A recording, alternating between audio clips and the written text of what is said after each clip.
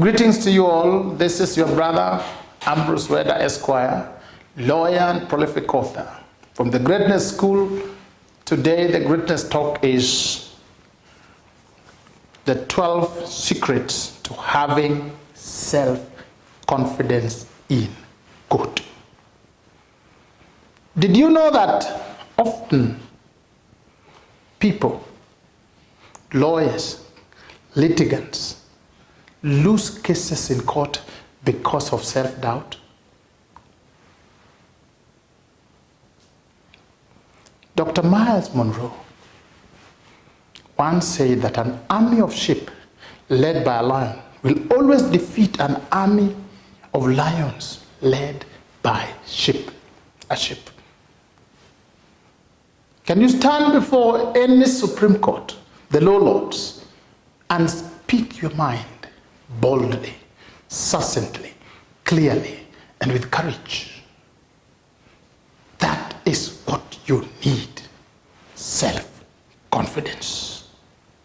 And self-confidence is not something you're born with.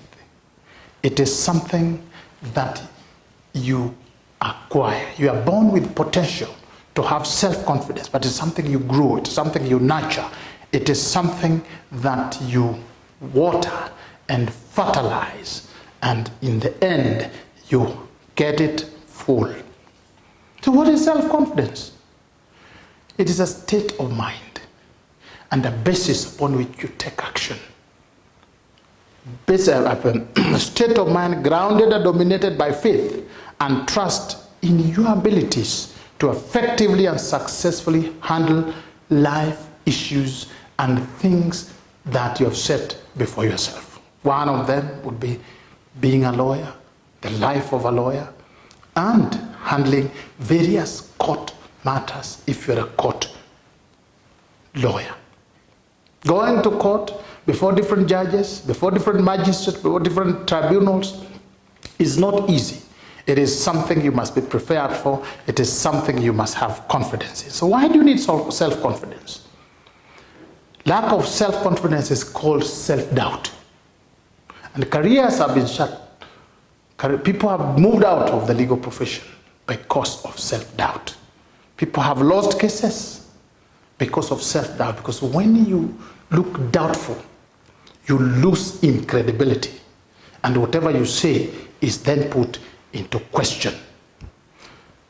One of the prophets in Israel, Prophet Joel, in preparing people for the coming war and various issues, said, beat your plowshares into swords and your pruning hooks into spears.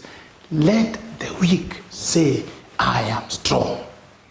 Let the weak say, I am strong. You can look at it in Joel 3:10.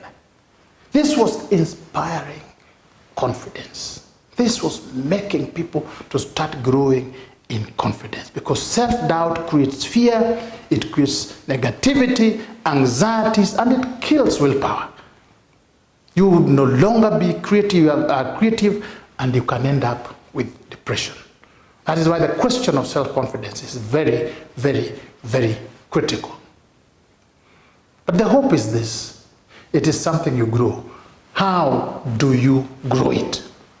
The following are 12 secrets we have been able to crystallize in the course of time and practice that are useful and will help you to grow self-confidence. Number one, you start from self-awareness. This is self-knowledge. This is self-mastery.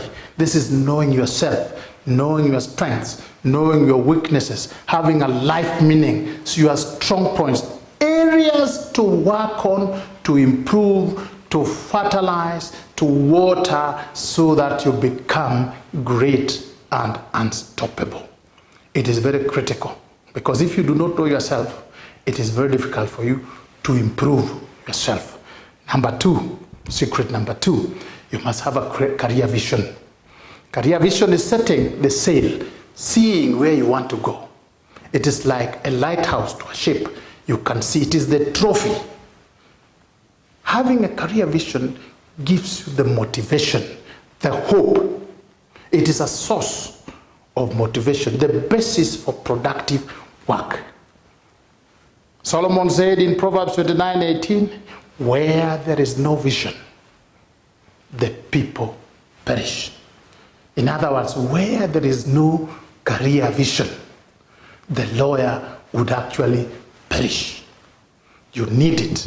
It fertilizes you. It gives you strength to continue, because that is the trope. Secret number 3, extensive knowledge. They always say knowledge is power. Knowledge this is the theoretical and practical awareness and experience of facts, information, and skills about the things you have said, about issues of law, about the judges, about many things. And knowledge helps you to understand, you acquire it, to know the case that you want to present in court, whether for the defense or for the plaintiffs or accused person. You get to know the court procedures, the court itself, the law, the opposing teams, the witnesses, the parties. You have that knowledge. Above all, you are grounded strongly on law and procedures. And then you add the knowledge of the judge or magistrate, his or her legal philosophy, gender, propensity to rule in certain ways, temperament. All this you need to acquaint yourself with. You ground yourself on them. Then you become stronger. When you walk into court, you are not taken aback by surprises. You know what to expect and can predict. Secret number 4, confidence is a state of mind which you must demonstrate. So secret number 4, you exude confidence. You display it. How do you display confidence? Body language. Your body language will display your state of mind. It will show who you are. It will show. How do you do it? Even a simple thing as a firm handshake demonstrates self-confidence. You practice it. Looking people straight in the eye. Eye contact, very critical. People who are wishy-washy, you'll always see them trying to hide their eyes. Body postures. As you walk, you step on the ground firmly. If you stand in court, you stand straight, you stand firmly, you don't fidget. You don't move your hands in a fidgety manner. Your voice must be clear, straight, amiable. Something that demonstrates that you're in charge of yourself and you're in charge of your affairs. Secret number 5. This one is called good company. People who are around you. People who keep you company. They may be your mentors. They may be your workmates. They may be your friends. But they are people who should be able to act as mentor. You read from them. They have self-confidence. They encourage you. They grow you. There's something to emulate. They grow your confidence quotient. They train you and encourage you. In this regard, negative people, shy and wishy-washy people will kill your confidence further. So you avoid them. As a lawyer, you need icons that inspire some spirit, some fire in you. Secret number 6, dressing and grooming. Dressing is the clothing. Grooming is the way you shave yourself, the way you groom your body, the way you wash yourself, the way you prepare yourself. President Donald Trump, in his book, Think Like a Billionaire, says this: you dress for the job you want, not the one you have. Clothes make a man or a woman. And if you want to be successful in life, you have to start with your wardrobe. When you are well dressed, you feel nice.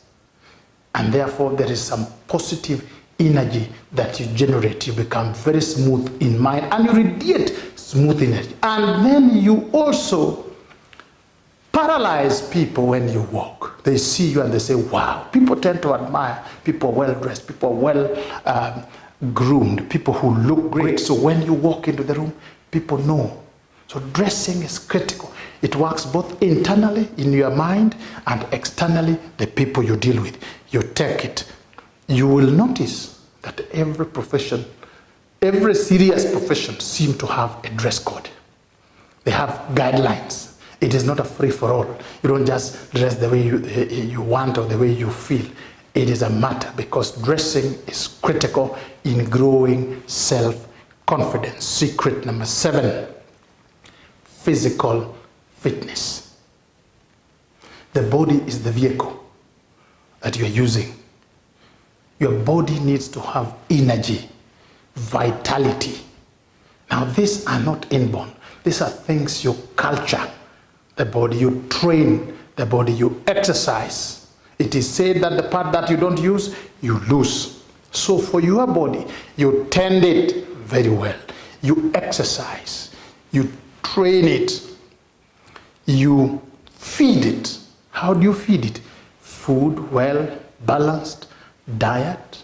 Number 2, you feed it mentally through reading good materials, including books, law books, autobiographies, fact-based books, books that increase your knowledge the way we saw in the first. You also tend it by taking care of what you hear, because faith comes by hearing. There are things that you can hear and they end up destroying you, like looking endlessly at negative news in TVs and radios and all manner of things can, instead of building you, they can make you become depressed and destroy the body. So you look at physical fitness. You protect that body from physical harm also, and you love your body, love yourself. One of the trinity of love is love of God, love of your neighbor, as you love yourself. So in between, you must love yourself for you to be able to love others. And what do you love first? Your body and your spirit and your soul, so that you are complete. You tend your body like an oak tree. Secret number 8, personal organization. This is how you arrange and order your life and career. Order, as you know, is the accurate arrangement of things. The universe functions by order. That is why the sun rises and is never late. It sets, it is never late. That is why we can send space shuttles into space accurately, because things are orderly. You can calculate mathematically with accuracy. The way you work, the way you arrange your documents to court, the way you arrange your presentations, the way you mark your thoughts, you order your thoughts and your reasons, your life generally. You look in control of your life, and that inspires confidence internally and also in others. Organization makes you grow in self-confidence. Secret number 9, grow wealth.